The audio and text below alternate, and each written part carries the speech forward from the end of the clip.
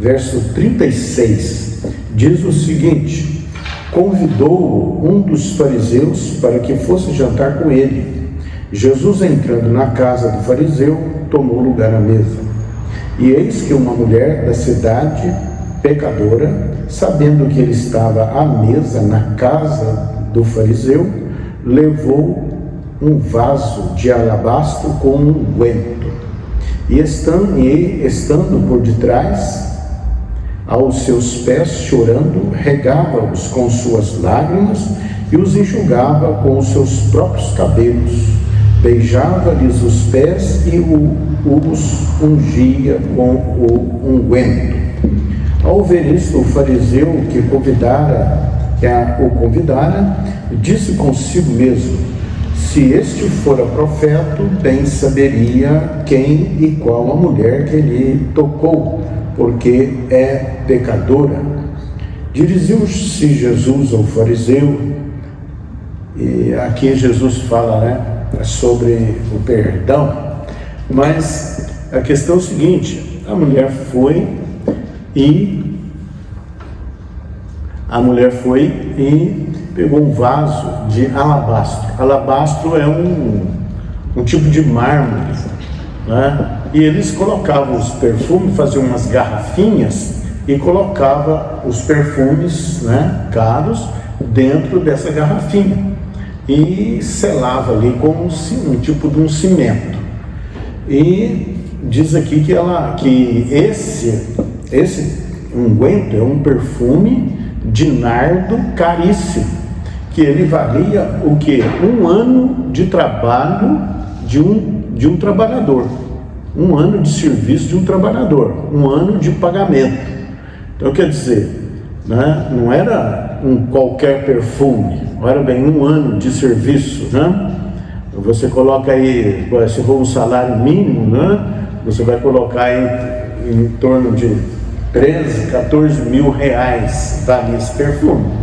E ela veio, derramou sobre Jesus.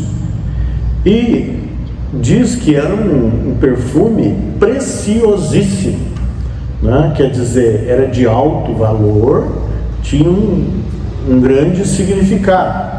Agora, quando ela chega e derrama, ela quebra a garrafinha e coloca sobre Jesus. Aqui fala que é só os pés, mas na verdade foi sobre Jesus todo, foi sobre a cabeça e sobre os pés. E ela chorava, e ela enxugava os pés de Jesus com os seus cabelos. Olha bem, quem mandou ela fazer isso? Ninguém mandou, nós vemos aqui uma oração, uma adoração extravagante, quer dizer, ela é uma adoração que tem uma força muito grande, um significado muito grande. Agora, como era um perfume precioso, o que aconteceu naquele momento? Aquele cheiro, aquele perfume, aquela fragrância encheu toda a casa.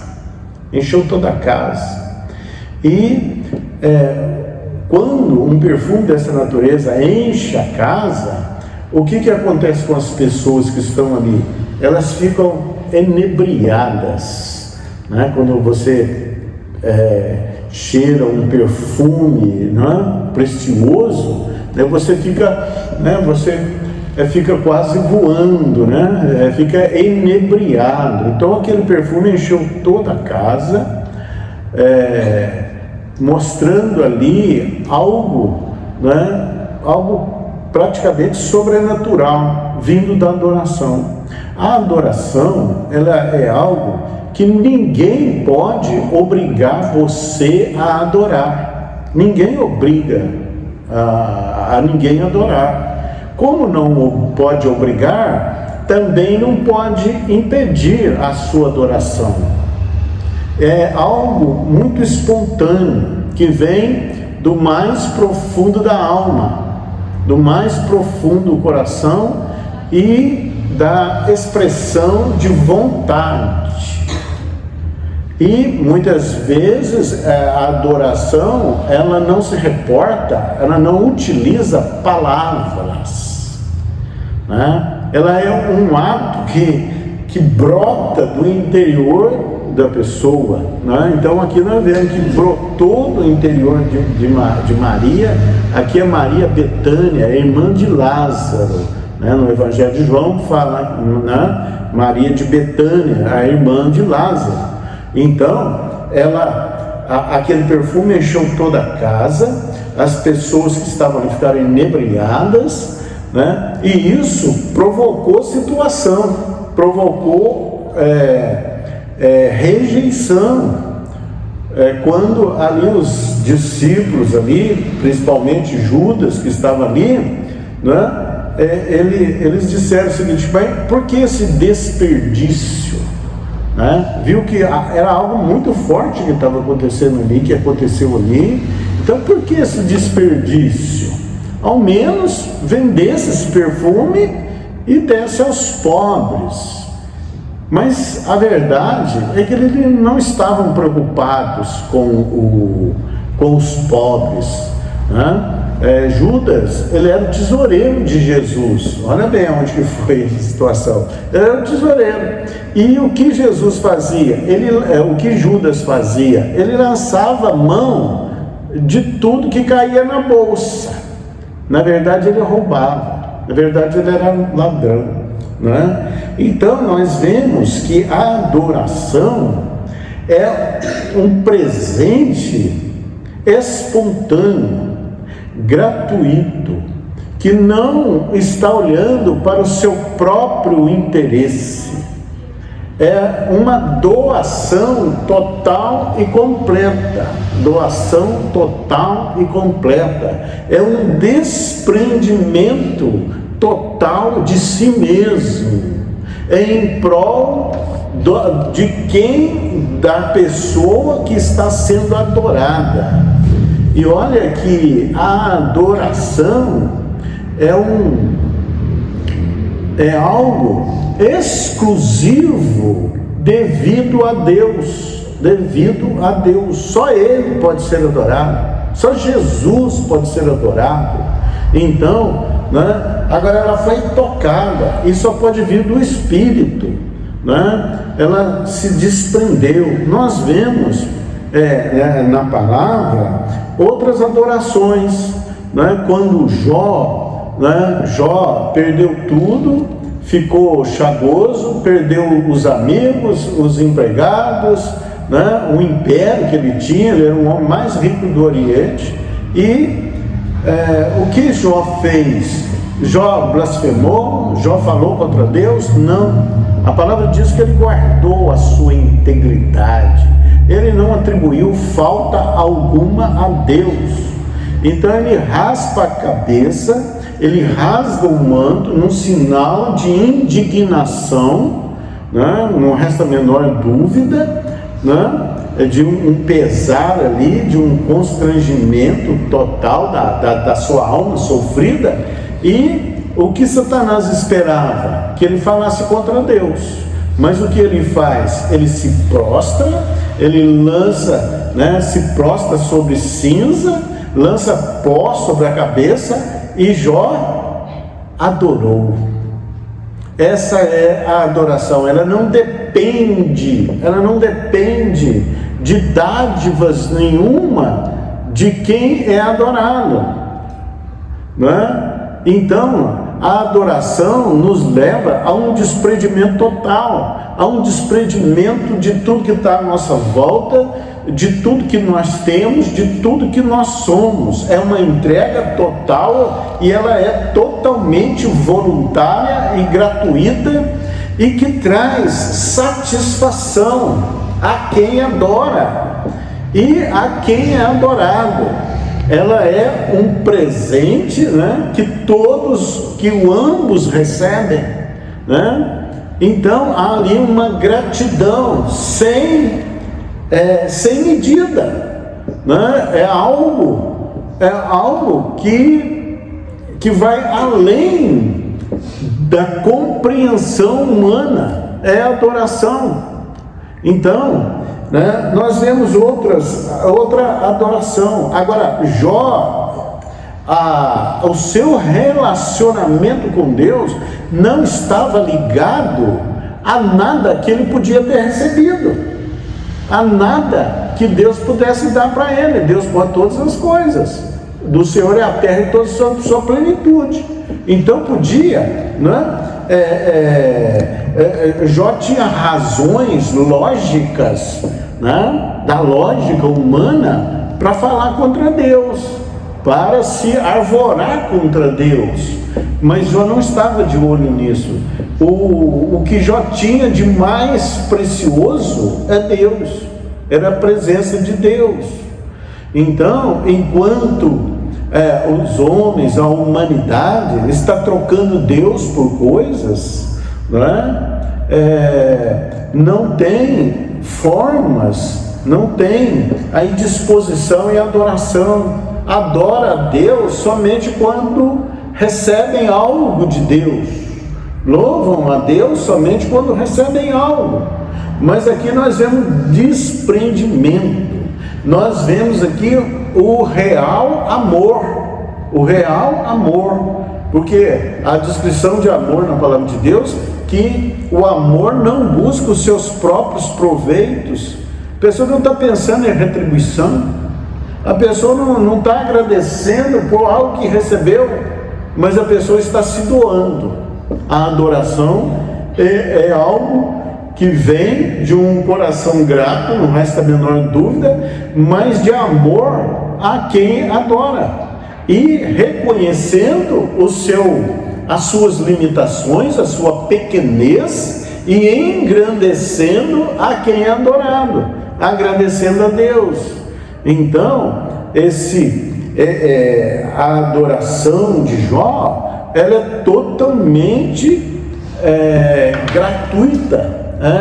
Ele não está pensando em retribuições nenhuma, em paga nenhuma, em favor nenhum. Ele está adorando porque ele quer adorar, porque ele reconhece Deus como supremo, como digno de toda glória, de todo louvor e de toda adoração. Ele não está preso a nada. A adoração te leva a desprender de coisas, de bens, de retribuições. Ela vem do mais íntimo do ser. Adora, né? Nós vemos outra adoração quando aquele leproso, né? Eram 10 leprosos, né? Eles foram curados de longe. Jesus os curou, né? Tem misericórdia de nós, filhos de Davi, né? Jesus ali cura eles, né? E eles não voltam, somente um voltou para agradecer. E a hora que ele chega a Jesus, ele agradece Jesus, né? Jesus diz para ele: mas não eram 9, só você, não eram 10, só você voltou, a tua fé te salvou. E você sabe, conhece o Filho do Homem? Não. Quem é ele para que eu o adore? É aquele que fala contigo. E na mesma hora, o que ele fez? Ele se prostrou em adoração. Ele se prostra, né? A adoração nos leva a prostrar-se diante de Deus, a reverenciá-lo, a exaltá-lo, né? Vem de um relacionamento de fidelidade, porque você sabe que Deus em tudo Ele é fiel. Você tenha algo ou não, você recebeu algo ou não interessa. Você perdeu tudo ou teve tudo, não interessa. A adoração nos leva além disso, muito além, né, de interesses. E nós vemos também uma adoração, quando Jacó ele abençoa e profetiza sobre Manassés, né, e seu irmão, os filhos de de José no Egito, até ele trocou as mãos, né? Você vê, após ele ministrar sobre eles, ele curvado, apoiado sobre o seu bordão, né? Um cajado, né? Ele adora, fala assim, adorou.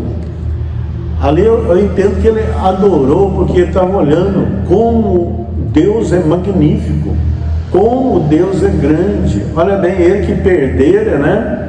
José, ainda jovem, e recebeu a notícia de que uma fera tinha despedaçado José, tinha devorado José, e com a sua túnica manchada em sangue, né? Ali ele entra em luto, né? Morreu meu filho, acabou, né? Aquele que eu amava, né? Então, mas passa o tempo, né? Ele não se consola. Tudo fizeram para consolar Jacó, mas Jacó não se consolava. E quando eles chegam, José foi ver José vivo, e agora José não era mais um mocinho, mas já era um homem maduro, e não era um pastor de ovelhas. Agora ele era governador do Egito, e deixa ali seus 2 filhos para ser abençoado por Jacó. Então o que Jacó estava vendo ali, né? A soberania de Deus, o poder de Deus, ainda que ele não entendia, passou anos e anos sem ver, né? Sem ser consolado, mas ali ele se consola, né? Vendo ali José à sua frente, os filhos de José. Então ele adora, reconhecendo a grandeza de Deus. Então a adoração nos leva a reconhecer a grandeza de Deus, o amor de Deus, a soberania de Deus, o poder de Deus, o amor de Deus. Não está ligado a retribuição nenhuma, né? É fácil adorar quando você está suprido. Nesse caso, Jacó suprido.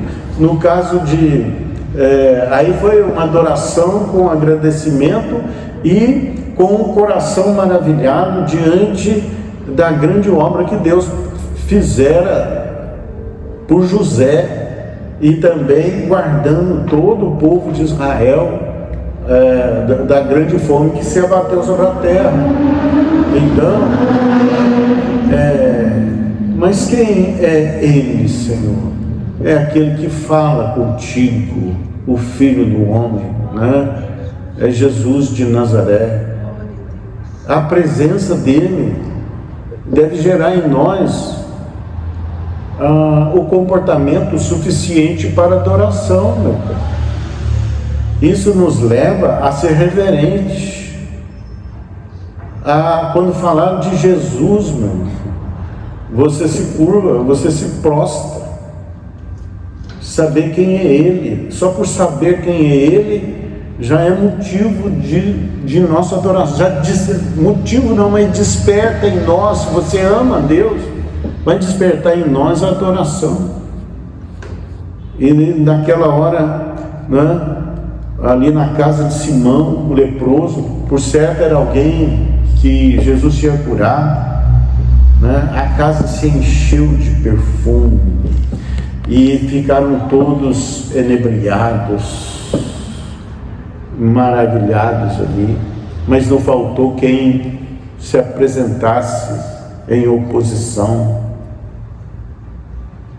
Quando você adora, isso desperta oposição, pode despertar críticas de oposição, mas o verdadeiro adorador, ele não está olhando para essas coisas, ele não está olhando pelo que ele recebeu, ou porque ele ainda vai receber, ele não está olhando por troca, por dádiva, ele está simplesmente se desprendendo de si mesmo para adorar aquele que o criou, aquele que nos ama com amor que excede a todo entendimento.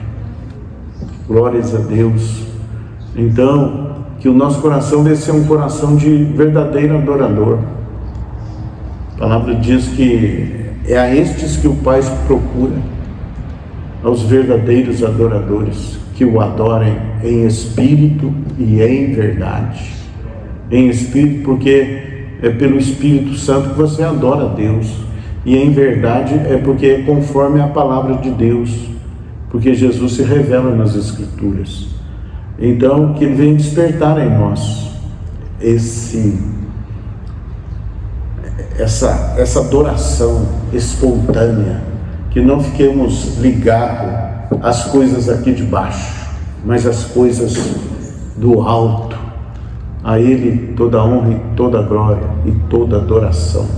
Que a gente venha receber de Deus um quebrantamento, um coração grato, um coração que se maravilha diante apenas da presença de Deus, apenas da presença de Deus. Que as dificuldades da vida, os problemas da vida, os reveses que possam acontecer, não venha servir de impedimento algum para que você adore a Deus. Que isso seja espontâneo do seu coração, do meu coração, a adoração ao Senhor. Que todas as dificuldades de adoração sejam removidas da nossa mente e do nosso coração, para a glória de Deus, e que nós possamos ser achados verdadeiros adoradores, que adoram o Senhor em espírito e em verdade. Ao contrário,